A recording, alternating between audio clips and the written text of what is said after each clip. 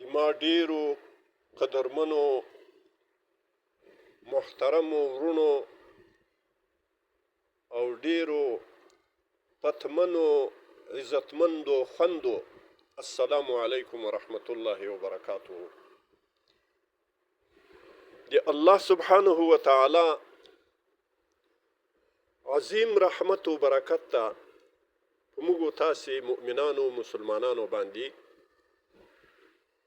چې موږ ته یې د خپل نازولي پیغمبر حضرت محمد مصطفی صلی الله علیه وسلم په توسطو په ذریعه سره د عباداتو داسې طرز او طریقه ایښې ده او مخته کړې چې که موږ د هغو عباداتو په توجه او په خلوص او په حضور سره پابندي وکړو،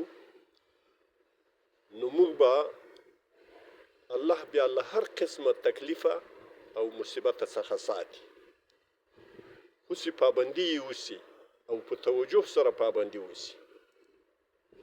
د نمونې په طور باندې موږ تاسې مؤمنان او مسلمانان په خپل ټول عمر کې هر ماخستن په ویترو کې له الله سبحانه وتعالی سره یو عهدنامه لرو، تعهدنامه لرو چې د دعای قنوت په نامو باندې یادېږي او ځینې ځایونو کې لوی الحمدو شریفه وایي بولي. په دې دعای قنوت کې موږ په ویترو کې وایو اللهم انا نستعینک ونستهدیک ونستغفرک ونتوب الیک ونؤمن بك ونتوكل عليك ونثني عليك الخير كله ونشكرك ولا نكفرك ونخلع ونترك من يفجرك. اللهم إياك نعبد ولك نصلي ونسجد وإليك نسعى ونحفظ ونرجو رحمتك ونخشى عذابك إن عذابك الجد بالكفار ملحق. دا دعای قنوت دا ترتیب او صيغه حضرت عبدالله ابن مسعود رضی الله تعالی عنه را نقل کړي، له حضرت محمد مصطفی صلی الله علیه وسلم څخه نقل ده.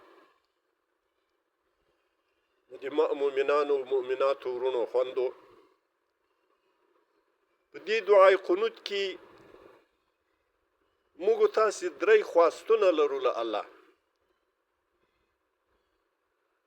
او دیارلس معاهدې تعهدونه کوو له الله سره، دا هر ماخستن او په هر ویترو کې جمعا په 1400 نکاتو او په 1400 موادو باندې له الله عز وجل سره تجدید دی عهد کوو. خواستونم دادي چې موږ تاسې وایو اللهم انا نستعینک، یا الله په ټولو عمرو خپلو کې له تا مدد غواړو، ونستهدیک او له تا هدایت غواړو، له تا سمه لار غواړو، ونستغفرک او له تا د ټولو خپلو صغیره او کبیره و ګناهونو معافي غواړو، او دیارلس تعهدونه کوو، معاهدې کوو، هر ماخستن له الله سره نوی عهد کوو. وایو الله ته ونتوب الیک، له هرې ګناه توبه باسو او توبه کاږو تا ته. دوهم ونؤمن بک، او ایمان لرو په ذاتو په صفاتو دي تا. دریم ونتوکل علیک، تا تم ټول کارونه سپارلی دي چې توکل ورته ویل کیږي، هر څه تا ته حواله کړي. څلورم ونثني علیک الخیر کله، او هر کمال دی تا بولو، هر کامل صفت دی تا بولو، او ته یې نورو بندګانو باندې هم بیا لورئې چې هغو ته هم یو کمال ورکوې، چاته علم ورکوې، چاته قدرت ورکوې، چاته طاقت ورکوې. پنځم تعهد کول الله سره چې نشکرک، د تا د نعمتونو شکرګزار یو، شکر یې باسو.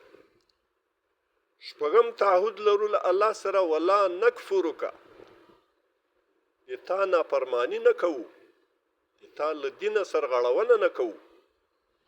دا تعهد کوو له الله سره. اووم تعهد کوو له الله سره ونخلع ونترك من يفجرك، ستا له دښمن سره، د تا له فاجر فاسق بنده سره پرېکړون کوو، که څه هم نسبي جوړیږي، قومي هم جوړیږي، خو چې د تا له دینه سره بیګانه ده، له موږ بیګانه ده. دا په هر ماخستن کې له الله سره تعهد کوو. او اتم تعهد کوو اللهم ایاک نعبد، یا الله خاص تا ته عبادت کوو. هیڅوک مو بل په نظر کې نه یي د عبادت په کولو کې، که هغه مالی عبادت کوو او که جانی عبادت کوو، صرف د تا رضا کې غواړو. نه نام غواړو، نه شهرت غواړو، او نه د ځان ستاینه او صفت غواړو. نه هم له الله سره تعهد کوو ولک نصلي، او خاص تا ته لمونځ کوو. په عباداتو کې لمونځ عظیم ترین عبادت ده. لسم له الله سره تعهد کوو ونسجدو، خاص تا ته سجده او عاجزي کوو، بل هیچا ته سر نه ټیټوو. یولسم له الله سره تعهد کوو والیک نسعى ونحفظ، د تا دین ته په منډه او په تلیواره باندې درځو، په تیزي او په سرعت سره درځو. او دولسم تعهد مو دا ده چې نرجو رحمتک، د تا د رحمت امید لرو. دیارلسم عهد مو دا ده له الله سره، دا هر ماخستن کوو چې ونخشى عذابک، او د تا له عذاب ویریږو، د تا له غضب ویریږو، د تا له قهر ویریږو. نو د ویریدلو نتیجه دا ده چې د تا د دین نافرماني نه کوو، او په دې باور لرو، په دې ایمان لرو، دا مو عقیده ده چې ان عذابک الجد بالکفار ملحق، یقینا د تا هغه دایمي عذاب، همیشنی عذاب دا کفارو لره ده. الحمدلله مؤمنان له دائمي او له همیشني عذابه محفوظ دي. که څه ګناهګارو او عصاتو د امت رسول الله صلی الله علیه وسلم ته سزا ورکړه کیږي، نو موقته سزا به وي، چې سزا یې تیره سي، هغه جزا تیره کي، بیا به جنت ته بیرته تیروځي. د نړۍ هر غافل په اذان ویښوم، زه بلال خوب ولې جهان ویښوم، زه بلال خوب ولې جهان ویښوم.